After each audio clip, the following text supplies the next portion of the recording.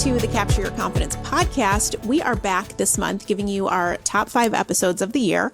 And this week is number 3, and it is the impact of social media on your self-confidence. I'm not at all surprised that this was a popular episode, considering the number of conversations that we end up having behind the scenes with so many women who struggle with their self-confidence dipping in relation to the amount of time they're spending on social media and how they're feeling about their consumption with social media. Yeah, so definitely a relevant topic, and we're excited for you guys to get a chance to listen to it again. So without further ado, here she is. We'll talk to you next week. Welcome back to the Capture Your Confidence podcast. We are here talking about the impact of social media on confidence and self-worth. You know, this one feels close to home for me because these are two things that I focus a lot of attention on, right? Like I own a digital marketing agency where we build social media content. I run my businesses off of social. Obviously, it's clear that I'm passionate about confidence. Yes, I definitely see the fact that sometimes these things contradict each other. We're complicated beings, right? Yeah, no, it's wild. And as we're recording this, I am in the middle of a detox, a fast of social media, if you will. And it's a really interesting time to be having this conversation for me. So this is not your first time doing this. And I kind of want to first hear why you do it. Yeah. So I started doing this, I don't know, maybe a couple years ago. And initially I did it out of like a feeling of overwhelm. Like I needed to turn something off and I didn't know what else to turn off. And this seemed like an easy way. And quite frankly, it seemed like an easy way that I actually thought was not going to move the needle.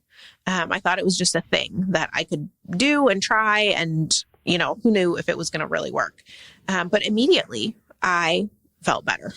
And so then it's turned into a, little bit more of an intentional, like if I feel the creep of the emotion, not so much I'm overwhelmed, I'm drowning, oh my goodness, but I just kind of feel the creep of the overwhelm coming on. It's more proactive, like, ooh, like this is something that I know works. Like maybe I can just delete social media. So when you say you felt better, you're saying you felt less overwhelmed. Were there any other like feel better things that you noticed? So less overwhelmed, less comparison, which for me is so fascinating because I don't consider myself a person that struggles with comparison, but it's embedded in all of us, I'm sure. And so feeling that benefit was like, oh, that's another reason why I like this. Y'all, if somebody who is so well adjusted and has pretty high self-worth and literally does not compare herself to others, notices comparison creeping in, then there's really nothing you can do to avoid it. There is something called the social comparison theory, which basically just says that it is natural. It is a human, innate, natural thing to look at others and rank yourself up against where they are in their life, whether it's professional, personal, whatever that thing is. So that's a normal thing that happens, and you shouldn't feel bad about the fact that it happens, but you should also be aware when it does and start to think about, okay, how is this thing playing into it? And what boundaries do I need to put in place to minimize that? Because quite frankly, there's no getting away from it. And, I think anybody who tries to act like they're going to ban social media, that's unrealistic. I think in this day and age, and I mean, I don't want that because I think there are a lot of positive benefits to it too. But that being said, we can't ignore the fact that this is impacting people in a way that we haven't learned fast enough what the impacts are as the technology has evolved, right? So it's grown faster than we are able to keep up with the ramifications. I agree. So you do this fast. And you notice what things, like what outcomes happen because of it. So I noticed more time. That is wild to me because I really am a person who had timers and it's not like hours and hours would go by. But it would fill in like small cracks of the day, right? Where I noticed now I have more time. I noticed that I have felt more intentional about keeping up with folks, right? Because you're not just seeing what's going on and assuming you know everything. And I have felt lighter. I'm really good at the boundary component of this from a time perspective and getting on with specific intention. But I will say there is something about the FOMO component. Like when you're in a season of your life where you're consuming a lot of content, there's this anxiety that you're going to forget or miss something, or like you almost get addicted to this idea that like I have to see what everyone's doing. Yeah. And it is nice I think the fast helps you just break that cycle of like, I don't need to know what everyone's doing. And if I care about what they're doing, I'm going to pick up the phone and I'm going to call them. Yeah. Right? Like Absolutely. That's lovely. Okay.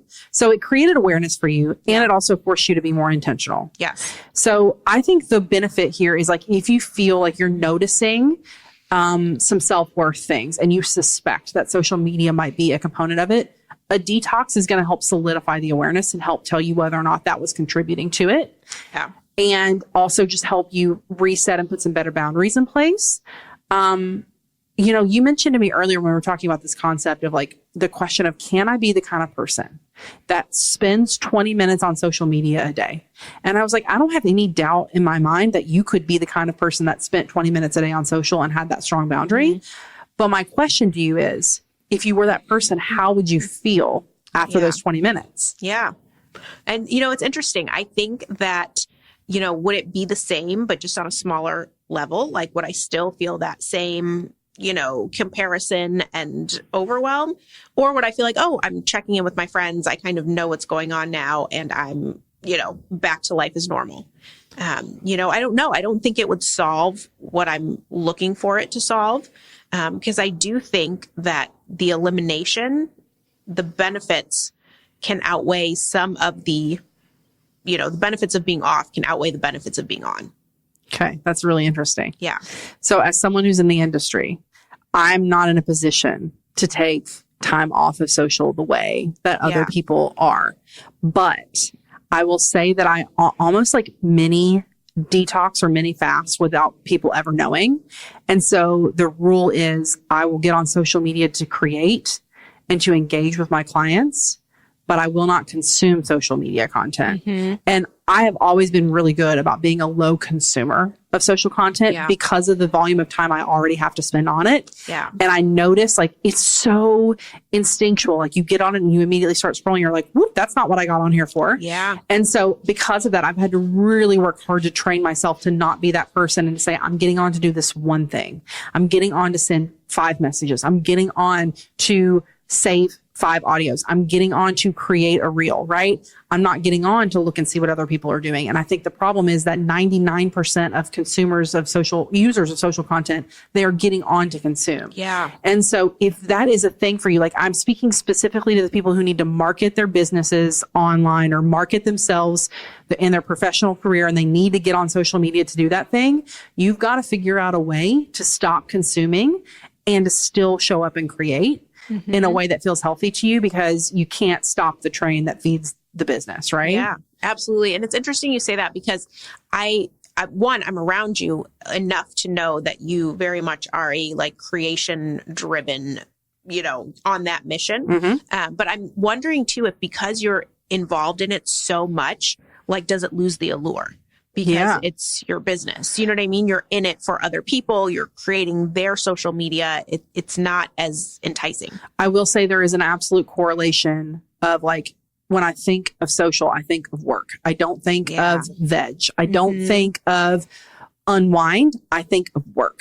And because of that, I don't naturally go to my phone for social when I'm trying to sit down and kind of defrag my brain. Yeah. Because when I open the app, immediately my juices are like work juices, ideas, thinking, right? Yeah. So my brain, but the thing is, I don't think that's an innate thing to me. I have trained my brain to do that. Yeah. Because it's like when you walk into the gym, you're thinking like, I'm lifting weights. Yeah. Like, I feel the adrenaline moving through my body. When I open the app, I'm like, I'm getting creative and thinking of ideas, right? Yeah. So so give us some tips. So is it reading for you, or what's your like unwind? Oh, it's definitely reading for me. Yeah. Sometimes it shows if there's a good show. I'm never the person who's just going to like sit down and be like, what are we watching? So there are like specific shows that I'll watch when they're on. And when I don't have a show on that I'm reading, I read 100 pages a day per minimum. I think I'm on my 128th book this year. What? Yeah. So I read a ton. Yeah. And it's not all like great for you books. A lot of it's garbage. Total absolute filth. I want to be totally transparent and telling you, like, don't feel like I'm the most productive person in the world just because I'm not scrolling social. I definitely have my vices, babe. I'm not trying to act like I'm perfect. But my brain goes to something else when it's time for it to calm down. Right. And, the thing is too, because I'm really active on social media, I don't ever want my relationships, the people in my life, to feel like the only way they get me is through that thing that everybody else gets. Yeah. And so again, that has forced me to be intentional with my relationships too, in terms of like connection and reaching out to people. But I don't know. I think it's just like, if you're noticing or if you have an inclination that it's becoming a problem for you, it probably is. Yeah. And, there's so much data supporting this notion that, social media can offer like a negative impact on your self-esteem. And, so this is stuff that has been studied. For sure. If you're feeling it, you're probably right. Yeah. I think it was Huffington Post that said 60% of people who leverage social media report a negative impact on their self-worth and their like mental health. So 60% of people who use social, it wasn't even like it was like an overarching generalist statement. Doesn't matter how you use it. And so for you to sit here and think that it's not negatively impacting you is foolish, but also for you to think, I'm going to live my life, and especially if you have kids, and this isn't going to be a part of it, I think is a foolish thought. So like, how can we figure out strategies to help us manage that? And how can we have the awareness and use detoxes and things like that to help us sort of rebalance like the fact that this is in our world and a part of our thing, but it doesn't get to affect our mental health and doesn't get to keep us from being our most confident selves. Yeah, absolutely. And recognizing that it's part of the equation, right? Like it's part of the many things that go into creating your confidence and being on the confidence journey. And just in the same way that we think about with our kiddos when they're like going through stuff at school and the kids are being mean to them, like that's unavoidable. When they're on a sports team and they, don't end up making first string and they're sitting on the bench, those things are unavoidable. I consider social to be another one of those unavoidable things that we now have in our life that we have to figure out how to navigate. And so it's better for us to model like a reasonable, here's how I'm handling this thing for our kiddos than it is for us to just be like, nope, we never do that thing. Yeah. And I'm hopeful that I can do that. Cooper and I, it's so funny. My son is like the most pragmatic person in the world. If I have my phone open, and there's a video on, I told him he's not allowed to watch shorts. Okay. Cause it's bad for his brain development. And it's just, his brain can't handle that. Okay. And so he's like, well, why are you allowed to watch shorts and I'm not? And I'm like, well, first of all, two things are happening. Number one, I'm working right now. Like he literally will come to me in my office. Number one, I'm working. Number two, I'm creating the short. I'm not watching it. Yeah. And so number three, like, when I'm done creating the short, I'm going to turn this off and I'm going to come and do something else with you that's not on a screen, right? So just talking through it and modeling it. Yeah. And I will say, I think a lot of parents like feel this like, oh crap moment when they're scrolling on their phone and their kids call them out. And that doesn't feel good whenever your kids are like, hi, I'm right here. Pay attention to me. Yeah. So, that's another clue too. And just having really good boundaries around that so that they feel like they're not second to whatever's happening here. Yes. Yeah. Good stuff. I like it. Okay. So we would love to hear from you. What impacts does social media have on your confidence? Have you tried a detox? What do you think? And if you're struggling, what specifically do you feel like is coming up for you after you consume social content so that we can help come back and create some more episodes to really dive deeper in on that? Yes. We will talk to you soon. Bye, y'all. Thank you for listening to the Capture Your Confidence podcast. If you've loved it, do the thing you do. Share it with a girlfriend. Subscribe, rate, leave a review if you would be willing to do that. We are so happy to be able to support you on your journey to confidence, and we will not stop until every single woman that we come in contact with knows her own power and she walks firmly in it.